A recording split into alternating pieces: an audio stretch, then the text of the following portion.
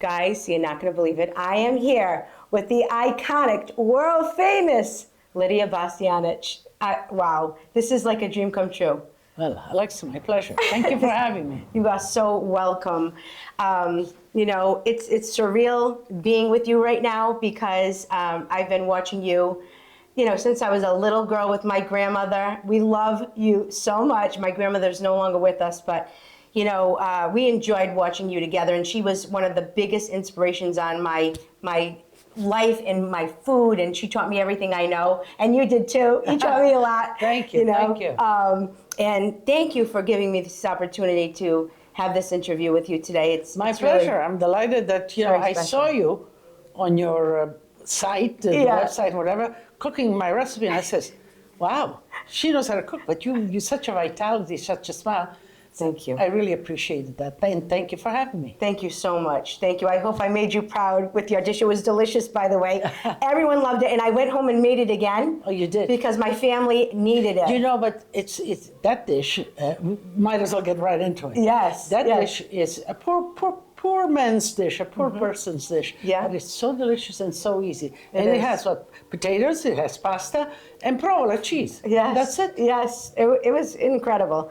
Incredible. My sister called me up. She's like, because her son ate it, because I sent some to my, you know, when you make food, you send it to all the family. They all want it. Feed everybody. And he said, my sister's son, he's like, that was one of the best things I've had. So I'm like, I'll make it again, you know. But, you know, that was the dish out of your cookbook that screamed, make me. But, you know, the cookbook's amazing. Thank you. I love this cookbook. And you are the master of pasta. I mean, thank you. Yeah, you know, pasta has had now, I am on television, in the business 50 years. Yes. On television more than 30 years. And this is my 18th book.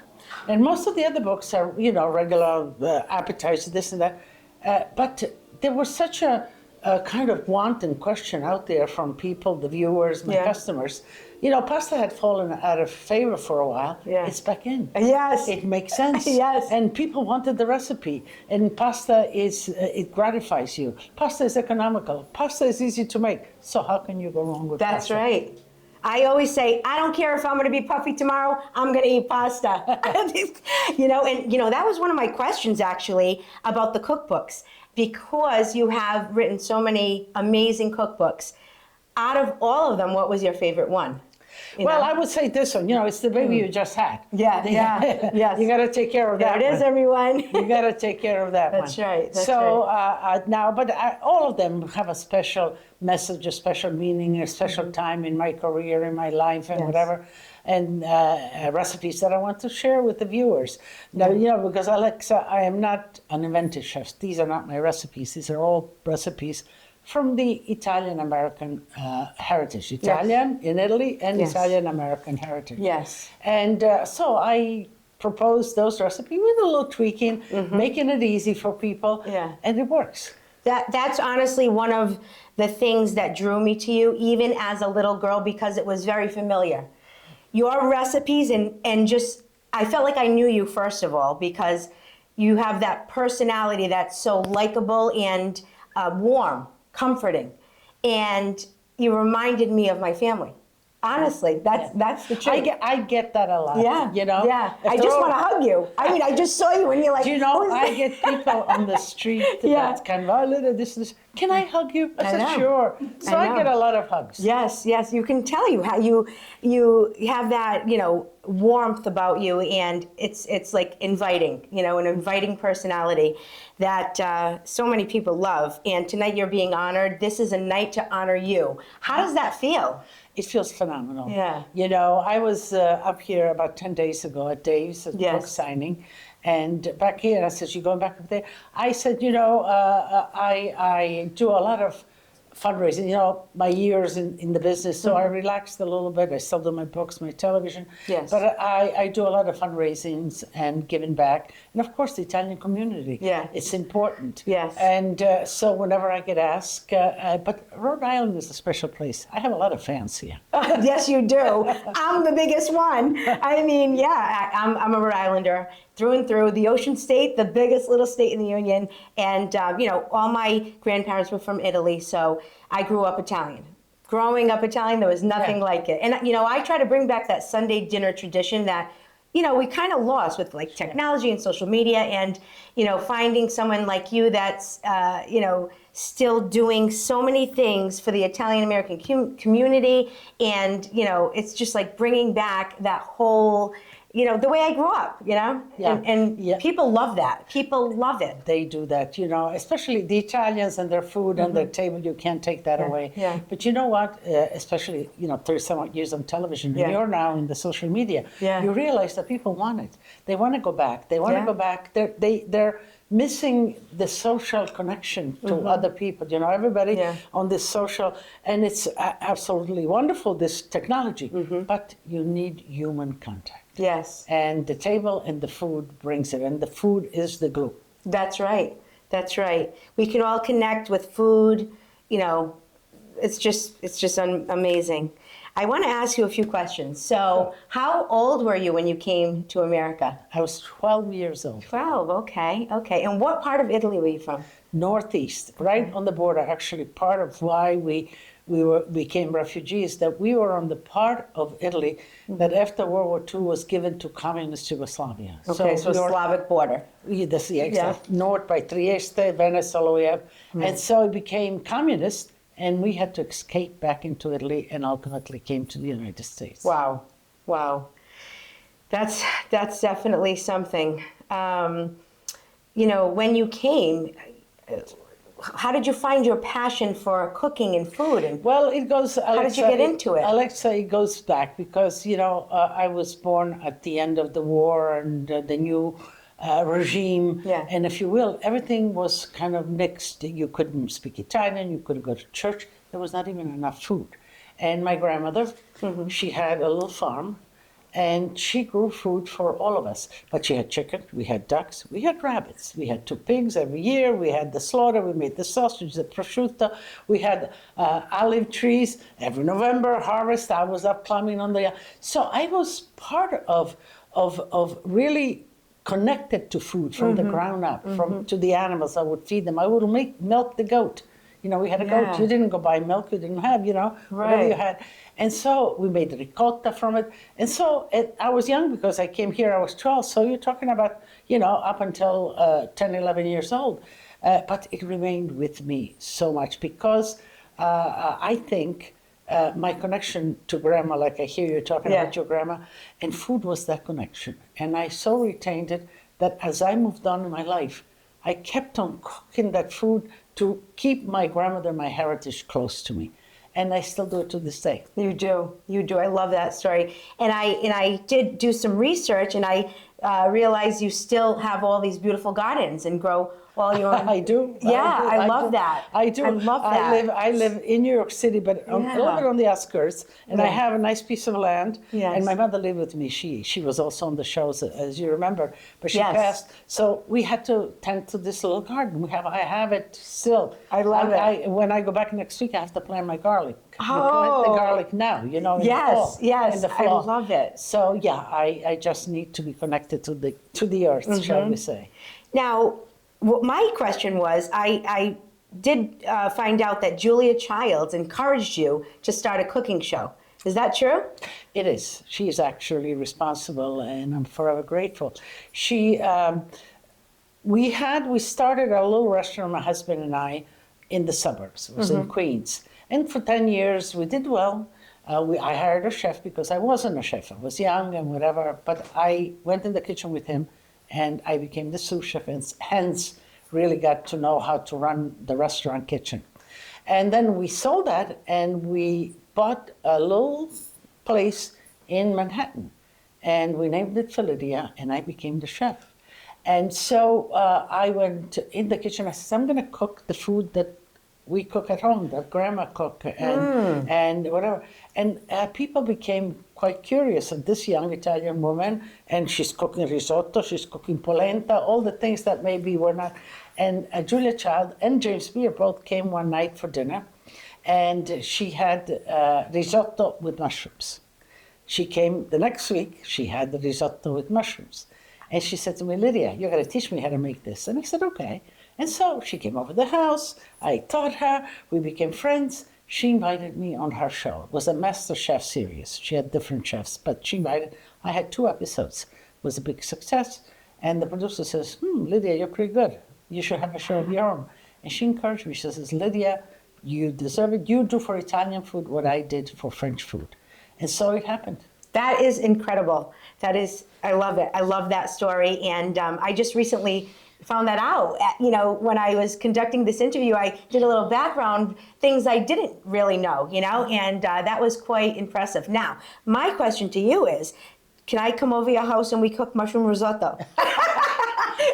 You can come over Lydia, the house. you can I cook it. you can come to my house. Let's do it. I would love to cook with you. That would be another level dream for me reached, you know, because I mean, who wouldn't want to cook with Lydia and eat your food, you know? It's easy. But I just have a couple of questions for you. I want to do with you a lightning round. What do you think? Whatever you want. This is really fun. I am very, very comfortable, and I respond. Thank you. You What do. I know. You're What I good. know. So, all right, you ready? I am ready. If you could eat one cut of pasta for the rest of your life, what would it be? Spaghetti. All right, all right. Red or white sauce? Red sauce. All with right. spaghetti. All right. And do you call it gravy or sauce? Well, you know, that's a question, and it needs clarification. Yeah. So, sauce is salsa, which means tomato sauce, basically no meat, marinara, whatever. Sugo, in Italian, which is gravy, means some sauce with meat. Yes. So gravy has meat and sauce has no meat. So depends on what you have on the stove, Yes. what you call it. Yes, you know, that's what we say in my house. We always call it gravy. If it was a Sunday, gravy with the meatballs, the pork, the beef rajol, the pepperoni, the pork, all of that. And then, but I also call it bolognese sauce, a bolognese sauce, even though it has meat, and then a marinara sauce. So there's so many variables, right? But people fight over that. They get mad. They do. You know, they do. depends. I always say, hey, call it what you want. One thing we can all agree on, it's delicious, right? Exactly. I don't mind. This is a good one. Pecorino Romano or Parmigiano Reggiano on your pasta?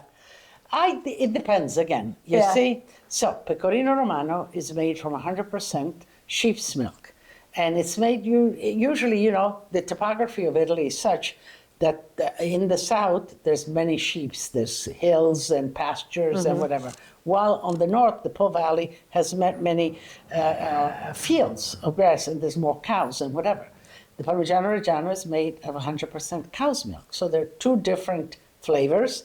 The pecorino is more intense and is used in pastas mostly from the south. So if you're making matriciana, or if you're making spaghetti aglio olio or whatever, that's the south, and you use pecorino romano. If you go up to the north, Parmigiano Reggiano is used more. And yeah. But you know what? Yeah. Sometimes I compromise. I put half and half. Oh yeah, I do that too. I do that too. And by the way, you were the one that taught me how to make matriciana. You. Matriciana. And you told you in the video, because this was years ago, I followed your recipe, and you said you put water with the onions. You do not. Yeah, I remember that because I made your recipe and it was a big hit. And I noticed in a lot of your cooking, you use water, not chicken stock or anything like that. Yeah. You said, why complicate things? Exactly. And you know, and I learned that the from grandmas you. in Italia didn't have a pot of stock waiting to cook Yeah. the next meal. Right. But you know, it's also you want the flavors of what you're cooking, Yeah. and stock always has a flavor of its own. And sometimes it's positive. If you're braising meat or whatever you want to add that complexity, Yeah. a stock of chicken or of veal and beef is appropriate. But otherwise, plain water will do. You know, you build the flavors within. Build the flavors, layer them up. That's it. Anchovies or no anchovies? I love anchovies, so. Yeah, yeah. If you weren't doing what you're doing right now, what career do you think you'd be in or would have been in, whatever? Pediatrician. Oh, okay. Taking care of children. That's great. That's great. Okay. What's your guilty pleasure snack? You know, you'll be sometimes when I come home from work in the restaurants, I have myself a nice peanut butter and jelly sandwich. All right. I mean, it's something that I had for the first time when I came in America. In Italy, maybe now they have, I'm sure they have, but we didn't have peanut butter. That's an American thing. And so I've never had peanut butter and jelly and butter all the time, but not peanut butter. So I enjoy it now and then, you know, where there's, and also with a glass of milk, mind you. Okay. Well, now this has to go into part 2 of that question. Smooth or chunky? You know, I like this one. Yeah. Yeah, I like this one.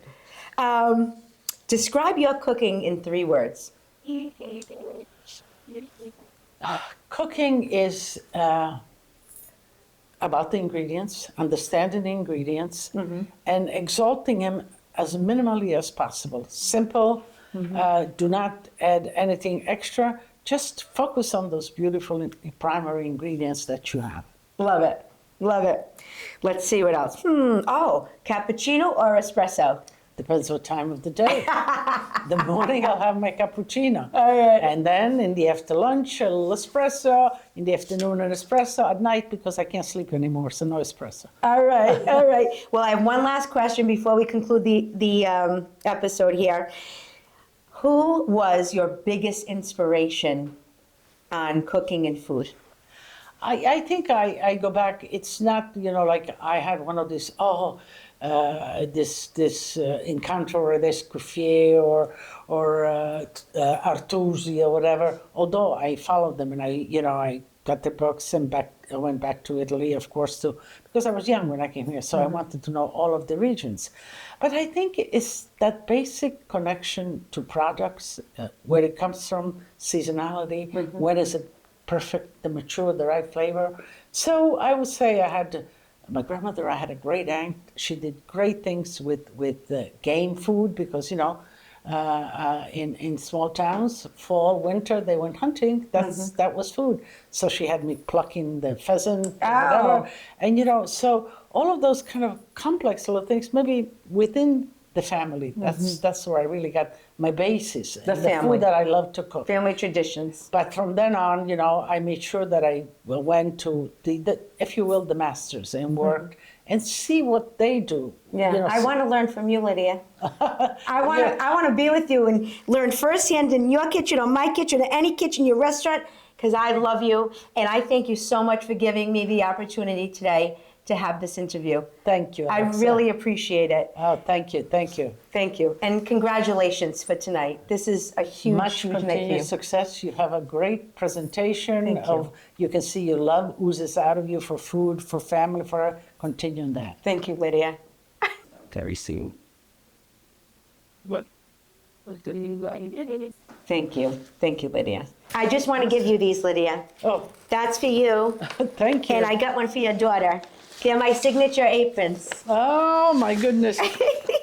Thank All you. right, so you don't have to open them now. Yeah, okay. You open them whenever. And maybe when we do our cooking segment, you can wear it. Okay, all right. There you go. You Lydia, see? you know I'm enthusiastic about this. I can see you are. I am enthusiastic. Hey, I love it. I love it. This is what I love to do. I love live TV. I do my own little cooking show, and I hope to grow it, you know. Do it. So, There's thank you. a need, a hunger out there Yes. for learning. Thank you. And I think your kind of familiarity and, you know, just... Can I have a hug? Yeah, you can have the hug. I tell you, I get a lot of hugs, and I love it. Thank you.